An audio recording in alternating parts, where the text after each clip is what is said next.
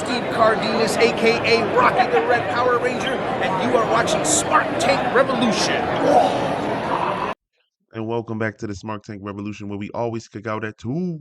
I am your host, the benevolent, intelligent, excellent, and eloquent Mr. Donnie Wonderful, aka Time Donnie. And welcome back to the Essentials. This right here, this playlist right here is our baby because we love just ranking wrestlers. Now, a lot of them are old legends because it's easier to do the legends, the ones that aren't wrestling anymore. Their catalog is already set in stone, and if they do anything now, it's like, I guess you're just adding extra salt to a already fully seasoned steak, I would say. For instance, if Hulk Hogan were to wrestle a match, oh, no, no, no, no, no. Okay, sometimes it can do it a genuine disservice, i.e. Ric Flair. I don't know what that last match was. No offense, no disrespect. No, no. But yes, this is the essentials. This is episode 26. We go back and listen to go back and listen to some of these. Again, like the whole playlist is about a year old. 25, well, total 24 actual wrestlers have been ranked and critiqued on our very unique rating system called the Essentials, and we also implement Bret Hart special rating criteria that we got from his book, My Real Life in the Cartoon World of Wrestling, where he rates wrestlers based on a 1 to 10, and we do ours from 1 to 5. And today I decided to record in Essentials because I've been thinking of Jake the Snake Roberts for a long time, and it started with, just one day I was just on YouTube. I was just feeling nostalgic and just wanted to hear his theme music, which I'm going to play and edit in this and at some point. But Jake the Snake's theme music from the '80s till his heel turn in '91 or '92. Always, it's catchy. Like I can hum it, but it was very fitting. Jake the Snake Roberts. I'm pretty sure the title of his theme music had to be like "Bite Me" or something. I don't know. Snake Slither, whatever. But like it really fit him. And Jake Roberts is one of those guys where everything worked. And you hear in other shoot interviews how people are always saying Jake knew how to get himself over. And I believe Paul Heyman coined this. He said Jake had it. Whatever it was, Jake had it. The way he spoke, the way he worked. We're gonna get into all of that. But I've been really you know, traveling down memory lane, targeting Jake Roberts.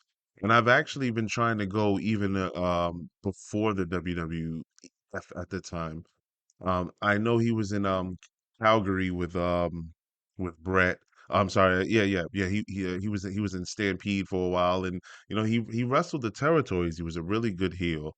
But for the sake of our Essentials playlist, we're just going to narrow it to the WWF years. I may sprinkle in that WCW run.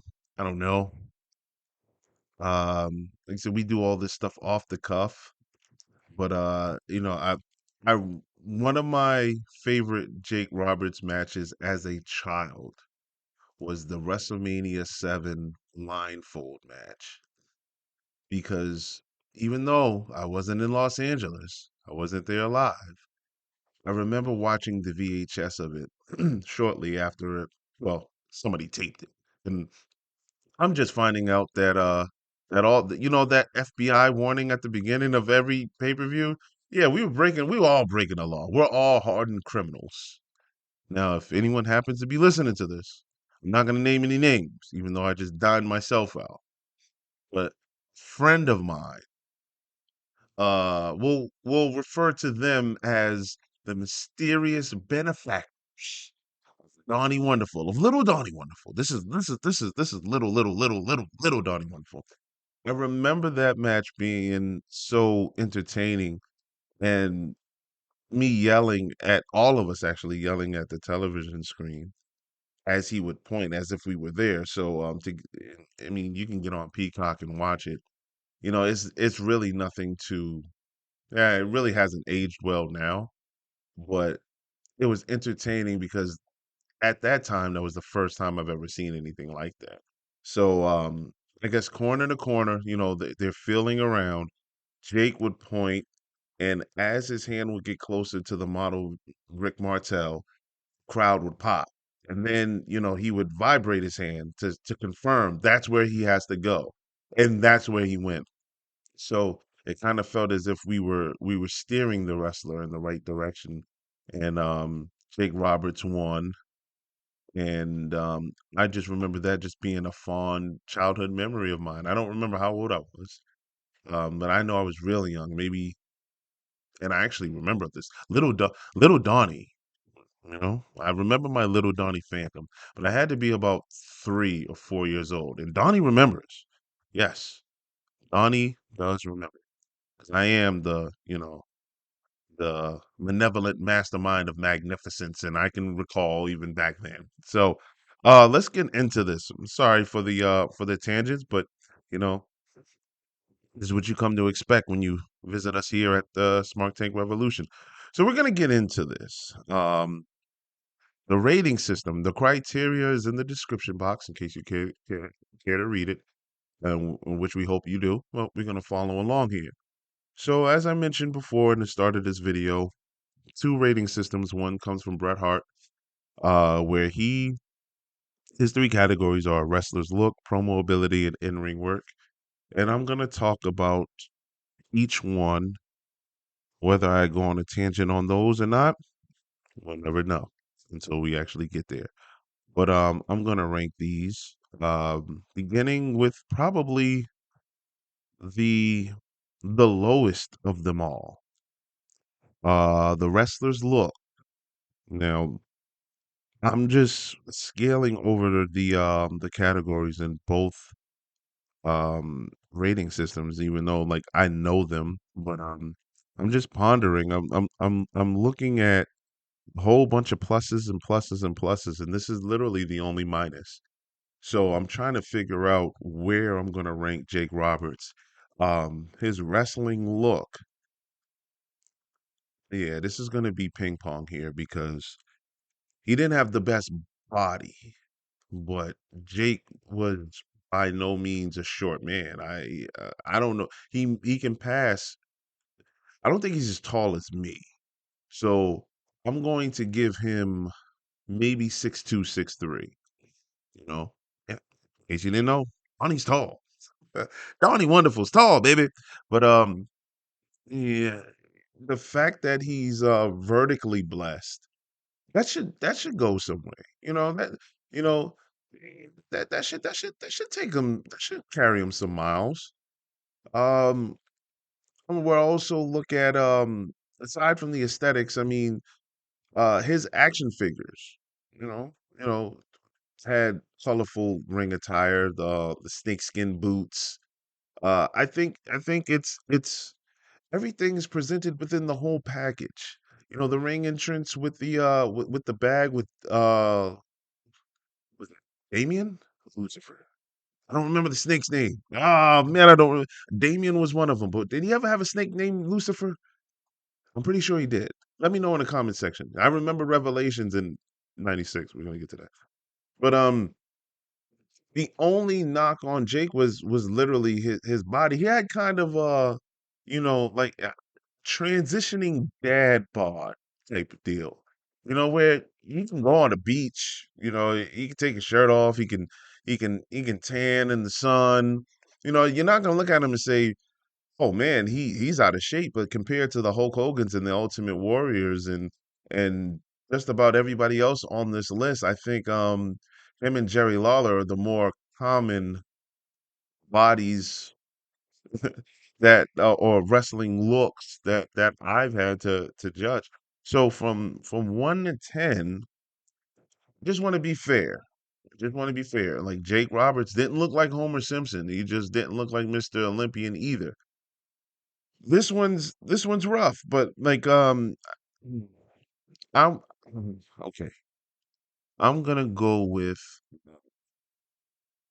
if my mind and my body is telling me to go with a seven, I'm just gonna go with a six because literally this is the only knock on Jake Roberts, and it shouldn't even be a knock. That's what I'm saying. You guys, are you listening to to this to this battle I'm having internally? Because Jake doesn't look bad. What would you guys right? I mean, I might just leave this as a question mark. What would you guys give Jake Roberts on a scale of 1 to 10 from his look? Because he does look like a wrestler. Like so what Joey says, if you see this guy walking in the mall, um, and and you've never seen him ever in life, you would assume that he was an athlete at some point in time. I mean, I get it all the time. But if he tells you I'm a wrestler, would you believe it? You can. I think that's a yes. I think that's why we should lean to more towards the seven, but I'm gonna give him a six. I'm gonna stick with that. I don't like it, by the way. I really want to give him a seven, but I'm gonna go ahead and give him a six. Now, because everything else is just amazing and immaculate. Yeah, that's right. I'll go with a six. Okay, because the next category on this is his promo ability, and it's defined as the effectiveness of performing a dialogue or monologue used to advance the storyline. I love how I write these things. Oh my God, this is me all over. AP English, baby. Okay, so the promo ability, Jake Roberts knocks it out of the park. He gets a 10. Now, back in the day, back in the day when they had TVs, they they do the way they do promos now is far different from how they did it then. Okay. So yeah, they had segments. Wrestlers have, their special segments. You had the barbershop, the Heartbreak Hotel, um, the funeral parlor, whatever, Piper's Pit. You still get this with Miz TV and MVP Lounge, whatever. But it has morphed more so into a more produced style of promos. So the reason why I'm also giving Jake a 10 because if Jake the Snake Roberts wrestled in today's wrestling, whether AEW or particularly WWE, I think he would shine here. I don't think you would have to write Jake stuff. He's good at talking with his eyes, and his voice flexion is impeccable. Jake Roberts gets a 10. I'm not gonna name any the only actually I will. I will try. And this is my opinion, but for some reason, and this scared me as a kid, and as a child, young Donnie again, the Undertaker used to scare me, but there was something about the way that Jake said, "Trust me," when he turned heel against the Ultimate Warrior. For some reason, that was very scary to me. Something very ominous about it. Like that tone just echoed. And then when he had that heel theme song with that quote starting it, there was just something just really, you know, something about something. I don't know. I can't. It was very Michael Myers-esque. I would say. But promo ability, Jake the Snake Roberts, gets a perfect 10, and his in ring work. Okay, so we're gonna go ahead and um like this is another one that we're not being critical, and I'm not penalizing him because Jake Roberts didn't have a lot of moves in his arsenal. He did things that were simple, and everyone loved to work with him. And not everyone, but the everyone. Well, let me stop saying everyone. Wrestlers, the locker room, the boys used to really prefer to work with Jake Roberts, and I remember Bret Hart even saying that he would have loved to had a uh program with Jake. Working with Jake was like a night off. So whenever your contemporaries and your peers say that, that means you're great in the ring. And as smarks, now that we're able to dissect what we see more meticulously, we can define why that is based on our perspective. And my perspective of it is because he's very safe. Jake isn't going to go flying off the top rope. Everything is really fundamentally grounded in his wrestling game. As far as the moves that he does, the psychology, that's already been established. He has that in the ring and out and in his promos. So that's God's gift. But he's essentially another version of Tim Duncan of wrestling, Mr. Fundamentals. I'm thinking of what are the moves he did? The what's that move? The spin the arm, the short clothesline, even the DDT, which I remember reading that finisher was something that was invented by accident, but he was able to do it and it fit him. That DDT knock you out when you out. There goes the snake. It's gonna get put on you. You gotta keep your consciousness. So his in-ring work, I'm gonna give him a solid 8. It's not anything to really rave about. It's not spotty like how we gawk and ooh and ah over the super cutters that the young bucks are doing in today's wrestling, but everything worked. The psychology was there. He moved at a great pace, and he was really good at it. So wrestlers look, I gave him 6. Promo ability, 10. In ring work, 8. It's a solid 24. No, he's over a 20. So he's in the upper echelon category. So now we move to my favorite section, Smart Tank Revolution's unique rating system called the Essentials. 1 to 5, same thing, 3 categories: the innovative effectiveness, the ability to work as a babyface or heel. In the '80s, I don't know if you guys know this, but Jake Roberts he started off as a heel, was a great heel.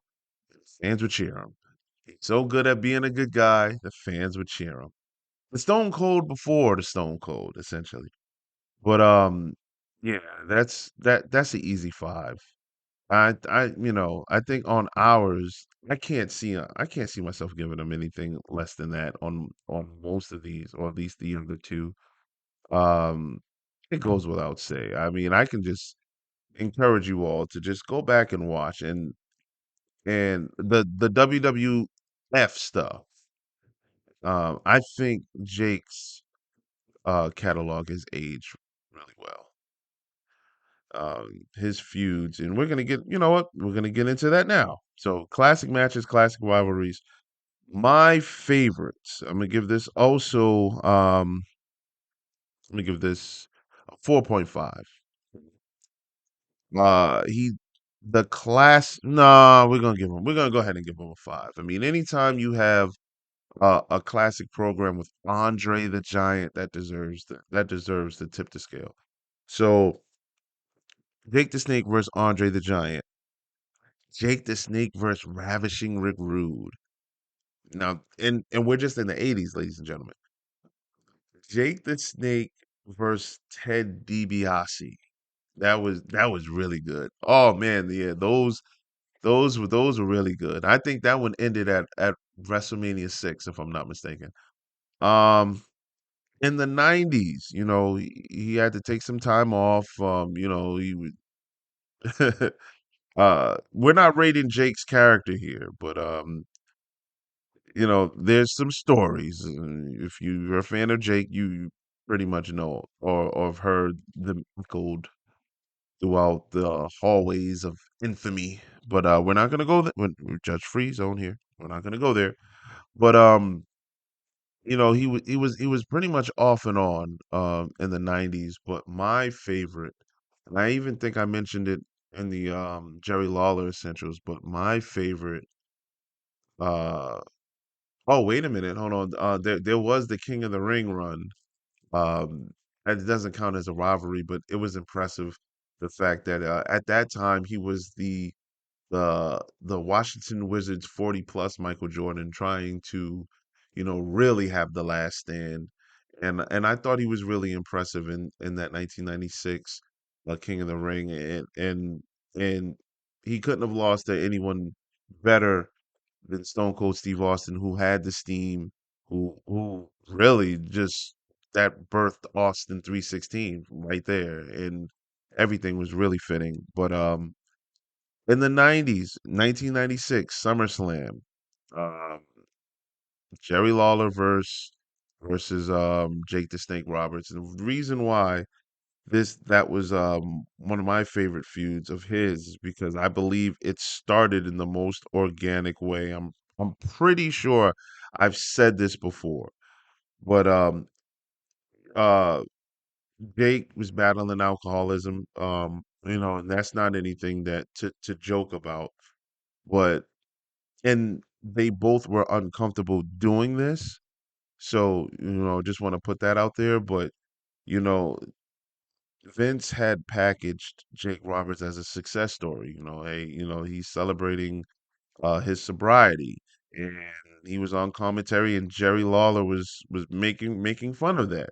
But that's how like the fights would start. It reminded me of, hey, you're teasing me. I'll see you 3 o'clock after school, and we have to settle it in the sandbox. Or hey, when we get out to recess, hey, it's time to take out this frustration. It was a real organic way, and during that time, Jerry Lawler had that gift of gab where he can really start a feud and get you riled up by teasing you and talking about things that one shouldn't, i.e., Bret Hart's parents, and in this case, Jake Roberts' alcoholism. And because it was a true story, it just brought you in. He slapped him on Raw.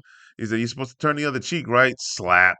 And this is how that feud started. And they got a pay-per-view and I think one or two more matches on Raw before the blow up. But I thought that was a real organic feud, and I was hooked, hook, line, and sinker. They reeled me in because I thought everything that Jerry Lawler said was funny, but I also did want to see him get his ass whooped.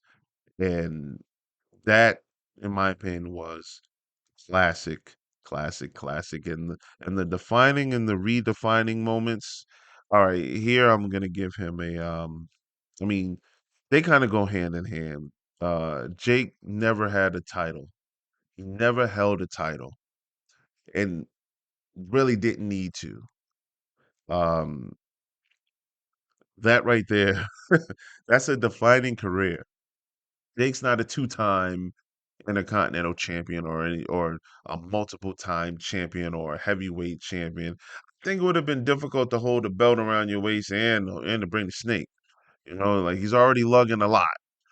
But in this case, the defining moments and the classic matches and classic rivalries go hand in hand, mainly in the 80s. But I'll give him a 4 here because there's more in the 80s than there are in the 90s. Um, and I hope that I can, after I hit stop and I export this, that I still feel that way because this is kind of it's kind of difficult because I do want to give him a 5, but I am literally, literally thinking, what other defining moments am I missing? Are we counting the match made in heaven when Undertaker and Jake Roberts crashed Macho Man and Elizabeth's wedding? Is that really a defining moment? Or, you know, I'm struggling here, but like I can't give him anything other less than a 4. Like I wouldn't if I said all right, I'm gonna give him a 2. Like, I feel that's Gorilla Monsoon. This is a miscarriage of justice. It's a crime against humanity.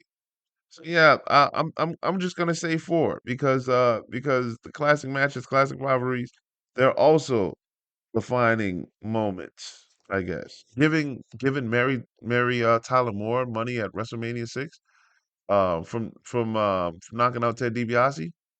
Hmm. Giving the fans C notes at WrestleMania 6. That's a defining moment. I wish I was in Toronto for that.